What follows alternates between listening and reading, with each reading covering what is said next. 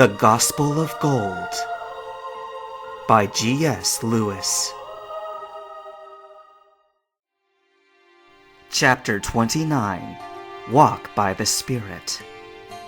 Gold watched Alan stare at the spot where they had vanished, sigh, and turn his attention to the Pokemon Koga had left behind. Crobat hovered energetically above him, ready to accept his weight, while Venomoth clasped its 6 legs around Marina's body. Any second, he would give the command, and the 2 elite Pokemon would bear their human passengers off to Blackthorn. I should do something, thought Gold, tensing his legs.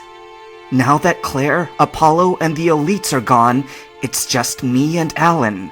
Here's my best chance to rescue Marina! But even as he thought it, one of his legs gave out from numbness. He had done nothing but stand by all this time, listening, powerless to make a difference. What could he hope to do now, against an ace trainer with 2 elite ninja Pokemon at his disposal? As if in affirmation, the words of Champion Lance drifted back to his ears from the earlier morning. No disrespect to you, Gold, but without your own Pokemon, you're just so defenseless. He tensed again, willing himself to spring out in the next second. Maybe I am defenseless, but I can take Marina's place at the least. I have to do something, he screamed silently.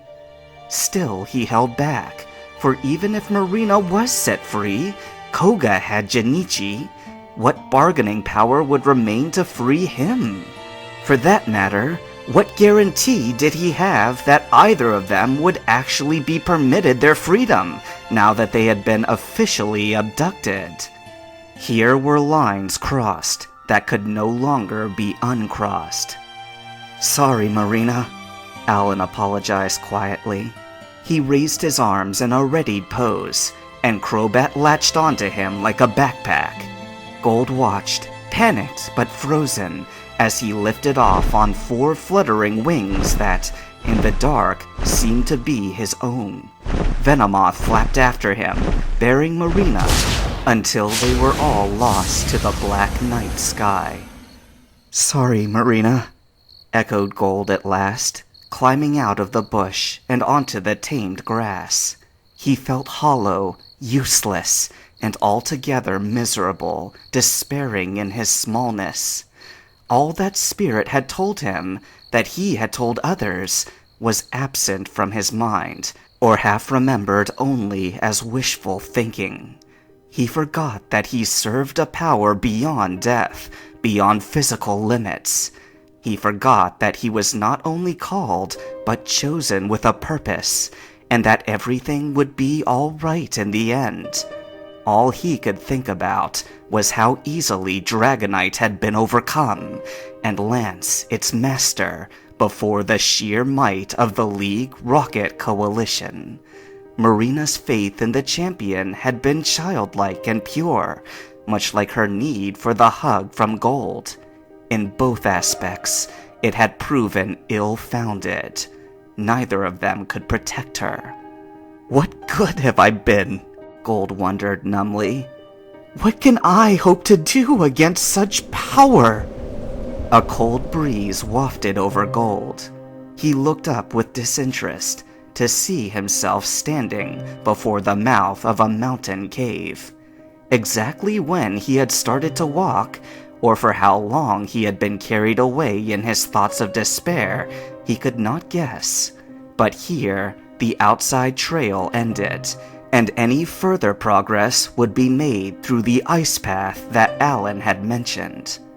Gold stood for a moment, gazing passively into the tunnel.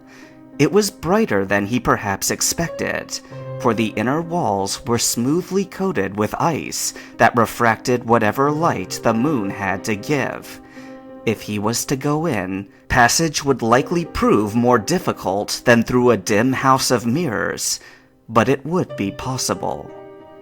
Or would it? Wild Pokemon frequented caves, and unlike his previous ventures, he had no companions to defend him this time.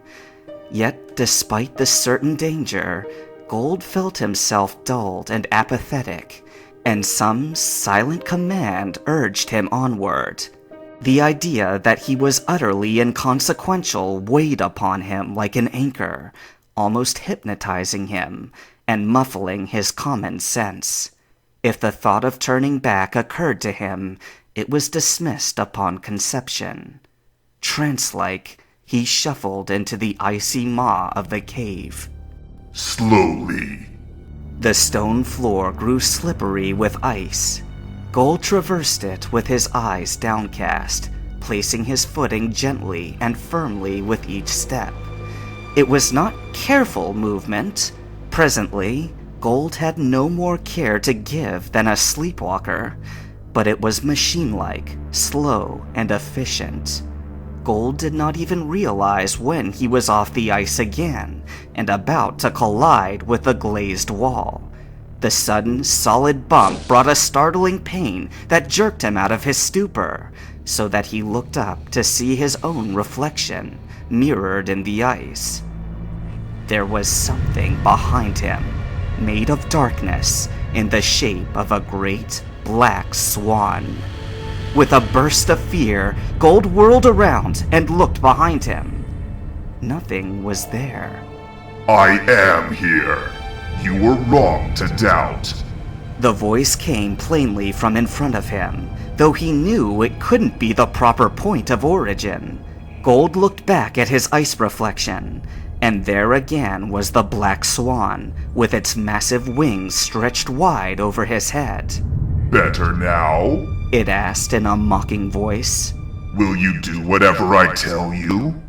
Gold recognized the creature's pose with fresh dread. The last time he had seen it like this, he was on a wind-tossed ship, mid-storm, seeing it looming in the clouds. That last time, it had told him to jump into the sea and be drowned. You aren't better, continued the black swan, answering its own question. You continued to be faithless the last 2 times, and so you are now.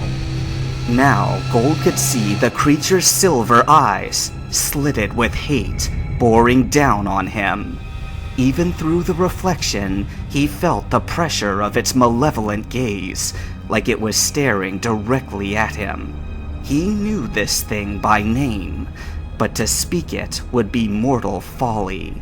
He could tell that it had been waiting for this chance ever since the rocket's signal wave had ceased from disrupting its psychic powers. I know your mind. Perhaps you see now that the affairs of the great should be left to the great? Asked Silver, and his eyes flashed.